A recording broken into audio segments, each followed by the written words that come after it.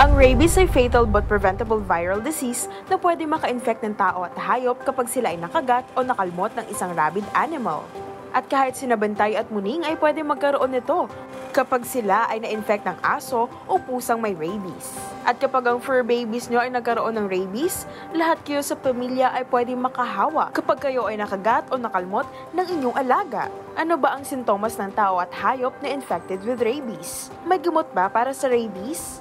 Ano ba ang paraan para rabies ay maiwasan? Mga kada, ilan lang yan sa mga katanungang bibigyang kasagutan ng ating bisitang physician, licensed physical therapist, professor, health and wellness speaker, and social media content creator, Dr. Lain Ho. Kasama na po natin si Doc Lain Ho. Maraming salamat for being here, Yes, Doc. thank you po. Thank you for having me. Magandang umaga.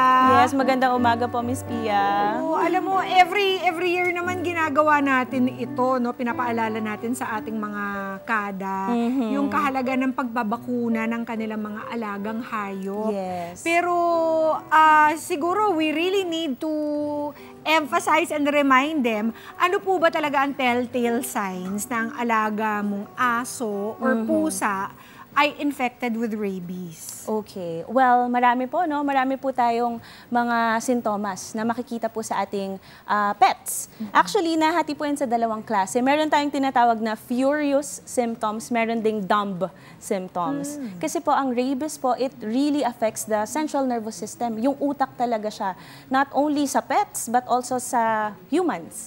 At yun po ang pag-uusapan natin mamaya. But for the telltale signs, ang focus po talaga nito is the affectation of the brain. So makikita po natin doon sa unang part, which is the furious symptoms, ang mga aso po natin or pusa or other pets ay nagiging agitated. So very aggressive sila. Okay, nangangagat. Minsan po mapapansin natin, meron silang fly biting na tinatawag, yung naglo-lurk lang sila around pero parang may kinakagat sila. Kahit wala naman. Okay? What else? Bumubula po yung bibig. So nakita po natin earlier sa pinakita pong video na meron pong pagbula because there is hypersalivation. Okay? And apart from that po, they are very aggressive in terms of even yung mga kasama nilang mga hayop, kinakagat din nila. So yun yung sa furious na part. Now for the dumb symptoms, ito naman po yung matamlay lang. So paralytic sila. Ito po yung mga nakahiga lang, okay, and sobrang hindi na sila kumakain and very weak. So, kapag tinignan mo po yung pet, hindi mo talaga siya agad madedetermine kung rabies. Unless magpunta na po yung virus sa brain nila, which doon na po lalabas yung mga sintomas that I mentioned.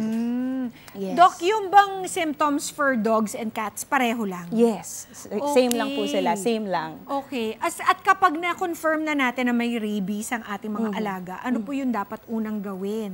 Well, kapag po kasi nagkaroon na ng sintomas ang mga pets natin, ano na yan, no? We sacrifice them. Kasi nakakahawa na po sila. Lalo na kapag po nag-bite na sila sa ibang mga pets, kakalat ng kakalat yung rabies. That's why it's hard to eradicate talaga the virus. Kasi hindi naman natin alam kung saan sila nakikisalamuha eh. That's why kapag po meron tayong mga pets sa bahay, hindi natin ihahalo sa mga stray.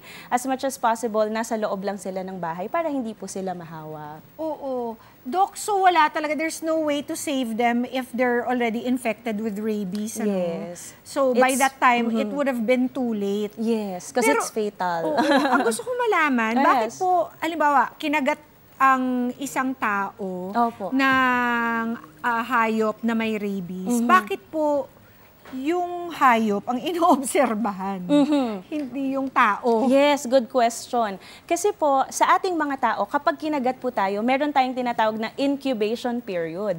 Kung saan hindi agad lalabas yung sintomas. For the incubation period, pag sinabi po nating incubation period, this is the time na tayo po ay na-expose sa infection up until the time na magkakaroon po tayo ng unang sintomas. And that would take 30 to 90 days. Imagine, we wouldn't know. Pag kinagat tayo, maghihintay pa tayo ng ilang buwan para po lumabas yung mga symptoms. But there are cases wherein lumalabas po agad yung mga symptoms in a week or in a few days. Meron din naman namang may cases po na years. So, balik po tayo dun sa tanong, bakit kailangan obserbahan po yung aso? Because of the incubation period, hindi natin agad malalaman.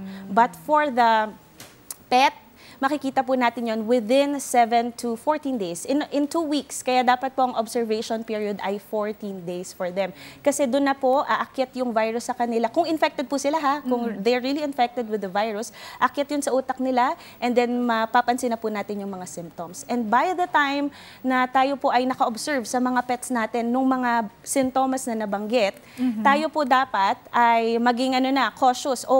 Merong lumabas na mga sintomas, tayo ay magpa-vaccine na, magpa-bakuna, or gawin po natin yung necessary steps according to our doctor kung ano po yung mga dapat nating gawin. The incubation period is really, really important. So yung observation period po ng pets natin, tinitignan natin. But after the 14-day period, if the pet is healthy, wala naman pong mga sintomas, meron din po tayong mga ina-advise sa patients about that. O katulad ng ano po, kasi Doc, parang do you have to wait? Kasi yes, is that a safe period? Yung inoobserbahan mo pa lang yung pet mo at wala ka pang ginagawang para sa iyong sarili na after na makagat ka. Is that a safe period to wait around and observe? Actually, kapag po tayo ay nakagat, the best thing to do talaga is to prevent whatever it is para hindi na kumalat yung ating virus. So, ina-advise namin yung pong vaccination. However, bago po tayo magbigay ng vaccination, meron pong mga categories yan ng pasyente. So, Category 1, Category 2, and Category 3. So, sa Category 1 po, ito yung tinatawag natin na no exposure.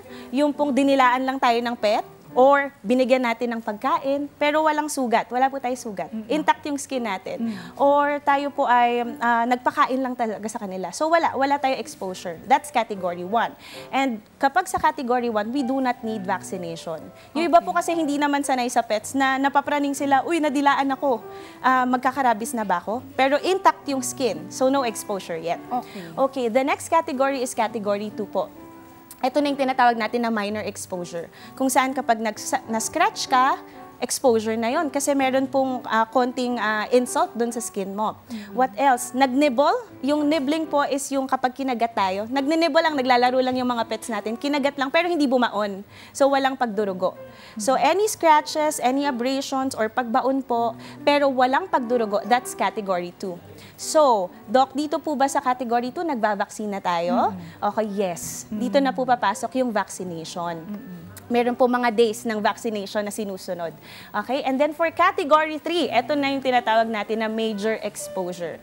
Kung saan, nagkaroon na po ng pagdurugo. So malalim yung pag-scratch, meron na pong sugat talaga na nagdugo, and meron ng spontaneous bleeding. Pag nagkaroon siya ng wound. And Category 3 din po, anything na basta nasa neck and head.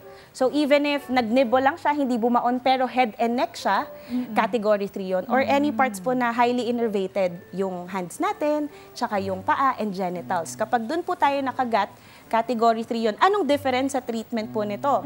So, unang-una po, may vaccine, same with Category 2, but meron tayong isa pang dinadagdag. That is the immunoglobulin. So, ano po to, mas mahal na treatment, and nakukuha lang po to ng libre sa San Lazaro. Oo, medyo mahal po siya. So, in terms of treatment po, prevention po talaga siya. However, kung tatanungin niyo po na, paano Dok kung nakakawar na ako noon, na lumabas na yung mga symptoms ko, may rabies na, there is no specific treatment anymore. Kapag umabot na siya sa brain.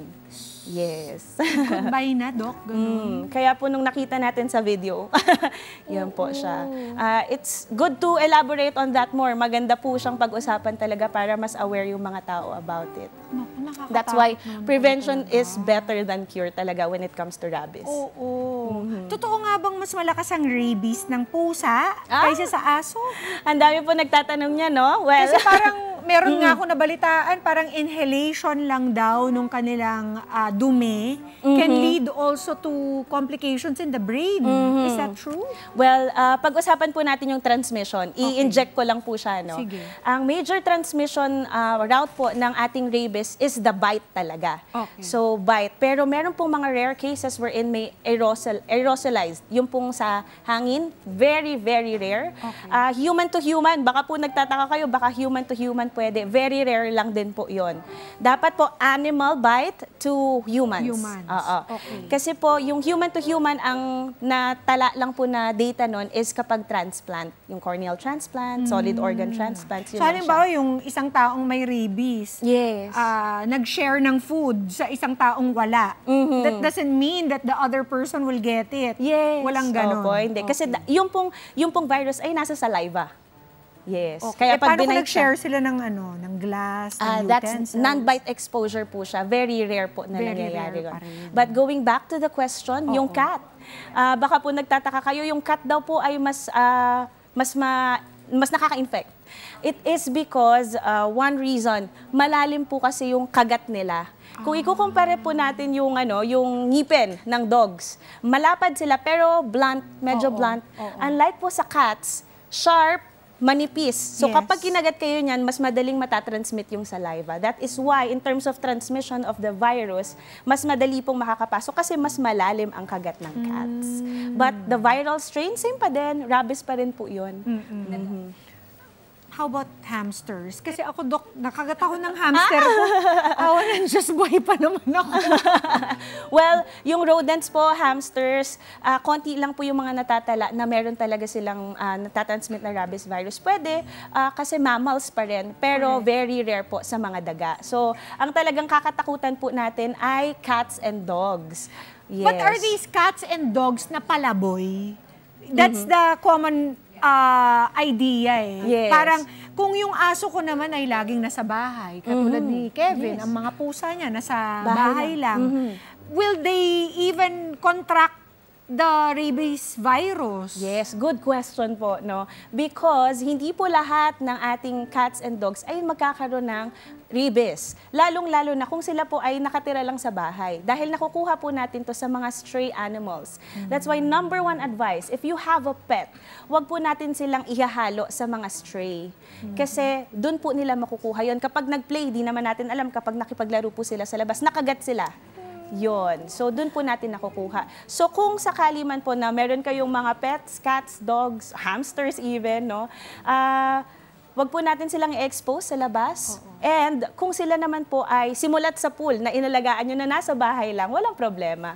But then again, prevention is better than cure. So we still advise the pet owners to have their pets vaccinated. And ang ating pong rabies vaccine for pets ay every year. Here in the Philippines, annually. Some countries po every 3, pero sa atin annual. So Doc, does that also, yung pati hamsters, rabbits, ano naman? Guinea pigs, pati ba yung mga yun dapat binabakunahan din? Ano naman po. Most of the time, it's just the rabbits and, rabbits tuloy. It's just the dogs and the cats.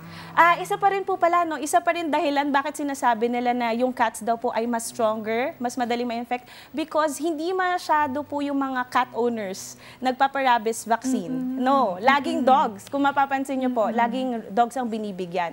So, ngayon po, I can inform you na pwede nyo pong ipa-anti-rabies vaccine ang inyong mga cats. Mga Kanet 25, this is Pia Guanyo Mago. For more Kada Umaga updates, please click the subscribe button and follow us on Net25 social media pages at Net25 TV and at Net25 Entertainment Facebook page. See you guys. Bye!